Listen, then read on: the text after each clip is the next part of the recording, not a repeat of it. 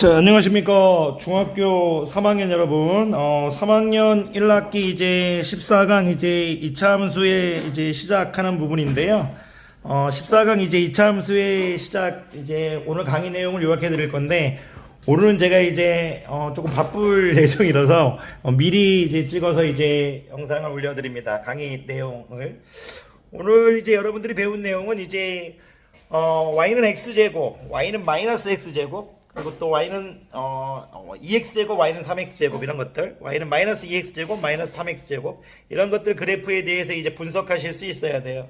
무슨 얘기냐면 y는 ax의 제곱, a가 0이 아닐 때 이제 2차 함수의 시작이죠. 그랬을 때 이제 a가 1인 경우부터 이제 해보겠다고. a가 1인 경우와 a가 마이너스 1인 경우를 이제 분석하실 수 있어야 돼요. 그리고 그 다음에 이제 y는 뭐 2x제곱, y는 3x제곱, y는 마이너스 2x제곱, y는 마이너스 3x제곱 그런 그래프들의 개형을 그리시면서 여러 가지 물음에 답하실 수 있어야 돼요. 일단 제가 2차 함수의 시작 y는 x의 제곱 그래프를 여러분들이 강의 시간에 제가 설명을 했을 거니까 여러분들이 간단하게 y는 x의 제곱의 그래프를 그려보셔야 될 거고요. 이 y는 x의 제곱의 그래프를 그리면서 여러 가지 여러분들이 몇 가지의 제 질문에 대답하실 수 있으면 여러분들의 이제 강의를 잘 들으신 거고요. 대답하지 못하시면 이제 수업 시간 전에 일찍 와서 저에게 물어보시거나 이제 교재를 찾으신 다음에 공부하셔야 됩니다. 일단은 이제 y는 x제곱의 그래프를 여러분들이 그리신 다음에 일단 y의 꼭지점의 좌표가 무엇인지 얘기할 수 있어야 돼요. 꼭지점의 좌표가 뭐다? 꼭지점의 정의는 당연히 얘기하실 수 있겠죠. 강의 시간에 제가 연습했으니까. 포물선은 선택팅 도형이다. 그 선을 축이라고 부르겠다. 축과 포물선이 만난 점을 꼭지점이라고 하겠다. 이렇기 때문에 여러분들이 이제 꼭지점의 정의는 얘기할 수 있을 거고요. 그 y는 x제곱에서 이제 꼭지점의 좌표가 이제 0,0이다. 그렇게 이제 얘기하실 수 있어야 되고요. 그리고 이제 꼭지점의 좌표를 얘기한 다음에 축의 방정식이 뭔지를 얘기할 수 있어야 돼요. 축의 방정식은 2차 함수에서 이제 축의 방정식은 꼭지점의 x좌표입니다. 그래서 이제 우리가 y는 x제곱의 그래프의 꼭지점의 좌표는 0,0이니까 여기서는 이제 x좌표도 y좌표도 둘 다 0이니까 뭐 상관은 없지만 그래도 나중에 이제 2차 함수를 평행 이동시킬 거니까요. 여러분들이 축의 방정식은 꼭지점의 x좌표라는 걸 명심해야 돼요. x는 0입니다. 꼭지점의 x좌표, 축의 방정식은 x는 0입니다. 그래서 x는 했을 때 이 뒤에 올 상수가 꼭지점의 x좌표입니다. 축의 방정식은 x는 꼭지점의 x좌표입니다. 축의 방정식은 x는 꼭지점의 x좌표다. 이렇게 얘기하실 수 있어야 되고요. y는 x제곱의 이제 그래프를 이제 꼭지점의 좌표를 얘기하실 수 있어야 되고, 이제 축의 방정식을 얘기하실 수 있어야 되고, 그리고 이제 치역, 물론 중학교 3학년 지금 교육과정에서는 치역이 빠졌지만 치역을 제가 함수값의 모임이라고 얘기했으니까 여러분들이 치역의 범위를 얘기할 수 있어야 돼요. 뭐 이렇게 얘기하면 어려울 수 있는데 y는 x제곱의 그래프를 보면서 가장 작은 y값이 0이잖아요. 가장 작은 값이 y가 0이니까 치역은 이제 항상 이제 0보다 크거나 같다 이렇게만 얘기하실 수 있으면 돼요. 여러분들이 안 배운 내용이 너무 이제 교육과정이 많이 바뀌다 보니까 좀 설명하는 데 좀 약간 어려움이 있는데요. 여러분들 그래도 치역은 알아야 되니까 치역은 함수값의 모임이니까요. 여러분들이 y는 x제곱의 그래프를 그려놓고 일단은 항상 이제 얘기할 수 있는 것 이제 선생님이 꼭지점의 좌표를 일단 얘기할 수 있어야 되고 축의 방정식을 얘기할 수 있어야 되고 치역의 범위를 얘기할 수 있어야 돼요. 이럴 때 가장 작은 값이 이제 0보다 가장 작은 값이 0이니까 모든 y 값이 0보다 크거나 같다 이렇게 얘기하시면 돼요. 원래 고등학교 때 y바 y는 0보다 크거나 같다 이렇게 얘기하는데 그런 표현을 못 쓰니까 좀 답답하긴 하는데요. 여러분들 어쨌든 이제 y는 x제곱 치역의 범위가 항상 0보다 크거나 같다 이렇게만 얘기하시면 돼요. 치역의 범위가 0보다 크거나 같다 이렇게 얘기해 주시면 선생님이 이제 감사할 것 같아요.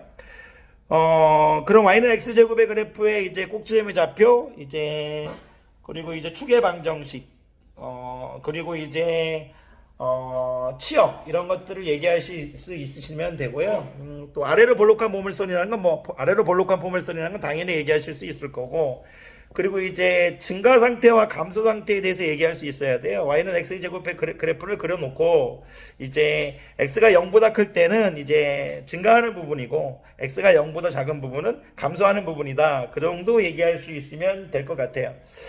그러면 이제 y는 마이너스 x의 제곱의 그래프도 이제 여러분들이 그래프를 그리실 수 있겠죠. 그래프를 그렸을 때 이제 원점을 지나면서 위로 볼록한 포물선이다 이렇게 얘기하실 수 있을 거고, 이것도 이제 여러분들이 꼭점의 좌표를 얘기할 수 있어야 되고요. 0,0이고 축의 방정식은 이제 x는 0이고요. x는 0이고 x는 꼭지점의 x좌표, 그리고 이제 치역은 얘기했을 때 가장 큰 값이 0이니까 치역은 항상 0보다 작거나 같다 이렇게 얘기하실 수 있으면 돼요. 치역은 0보다 작거나 같다.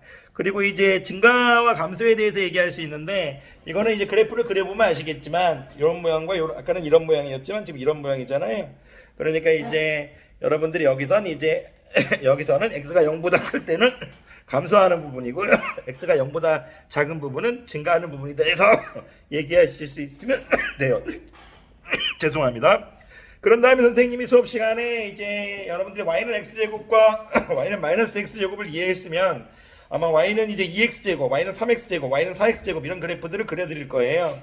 그랬을 때 이제 2x제곱, 3x제곱 이렇게 그려보면 이제 애가 양수일 때부터 할게요. 애가 양수일 때 2x제곱, 3x제곱, 4x제곱 이렇게 그려보면 이제 그래프의 이제 폭이 이렇게 좁아지죠.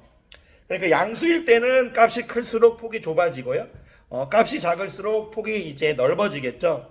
근데 이제 음수일 때는 이제 반대로 이제 y는 x제곱 마이너스 2x제곱 마이너스 3x제곱 이렇게 그래프를 그려보면 음수일 때는 작을수록 폭이 좁아지고요. 클수록 폭이 넓어지는 거잖아요. 그러면 이제 학교 선생님께서 무조건 물어보는 이제 어떤 질문이 하나가 나오죠. 거의 90% 이상 물어보는 질문이 나오죠. 뭐 기니디 문제에서 아마 이렇게 나올 거예요. y는 ax제곱 a가 0이 아닐 때 a가 클수록 폭이 좁아진다 이렇게 물어보면 이건 뜸인 거죠. a가 양수일 때는 a 값이 클수록 폭이 좁아지는 거지만 a가 음수일 때는 a 값이 작을수록 폭이 좁아지는 거기 때문에 여러분들은 이제 절대값 a가 클수록 폭이 좁아진다 이렇게 얘기하실 수 있어야 돼요. 중학교 2학년 때 배웠던 1차 함수에서 y는 ax 플러스 b는 a는 기울기였고요. 그때 저희 절대값 a가 클수록 y축에 가까워지는 거였죠. 그때 a는 기울기였지만 2차 함수에서 y는 ax의 제곱, 이 a는요 그래프의 모양과 폭을 결정합니다. a가 양수일 때는 아래로 볼록, a가 음수일 때는 위로 볼록, 그리고 절대값 a가 클수록 폭이 좁아지기 때문에 a는 그래프의 모양과 폭을 결정한다 이렇게 말씀하실 수 있으면 된 것 같고요. 하나만 더 살짝 얘기해 드리면 y는 x제곱과 y는 마이너스 x제곱의 그래프는 이제 x축의 대칭인 거고요. y는 이제 ax제곱의 그래프와 y는 마이너스 ax제곱의 그래프 x축에 대하여 대칭인 겁니다. 요 정도 얘기하시면서 좀 하다 보면 쉬워지는데요. 명심하셔야 될 게 있어요. 2차 함수를요 너무나 이제 단순하게 생각해서 답이 맞았다고 해서 넘어가시면 안 됩니다. 2차 함수의 그 기본 내용들이 쌓이면서 점점 완벽해지는 거지, 점점 이제 지식이 쌓이는 건데 어설프게 알아버리면 뒤에 가면 나중에 돌이킬 수가 없어요. 예를 들만 해도 제가 이제 중3 애들한테 포물선의 꼭지점을 물어봤을 때 그 꼭지점의 정의를 얘기 못하고 그런 식으로 이렇게 막 쌓이다 보면 절대 좋지 않습니다. 여러분들 들으시면서 복습하실 거라고 믿겠고요. 강의 듣느라 고생 많으셨습니다.